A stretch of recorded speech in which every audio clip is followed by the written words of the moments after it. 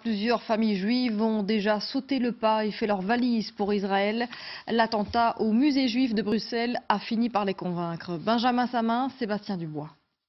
C'était le 24 mai 2014.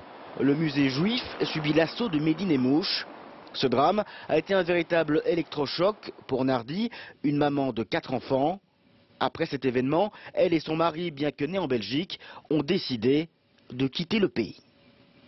Il y a toujours eu un antisémitisme en Belgique, mais c'était pas violent, c'était plutôt par des remarques, par des attitudes, par des blagues, etc.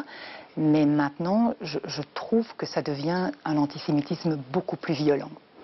Et d'être en fait une cible, que moi je sois une cible ou mes enfants soient une cible, je trouve ça quand même très très dur à vivre.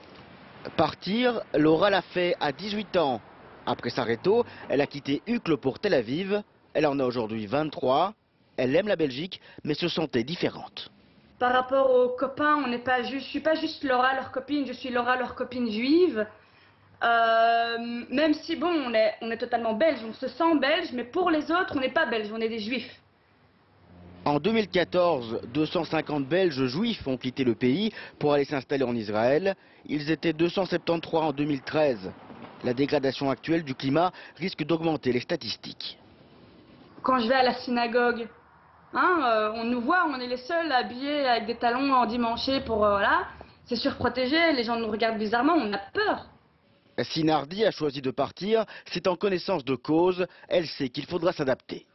Nous allons être déracinés, parce que notre cœur est quand même belge, notre culture est belge, mais nous allons faire un effort, nous allons apprendre la langue, nous allons nous intégrer. Nardi partira fin juin. Elle et Laura se sentent pourtant entièrement belges. Ah, chouette.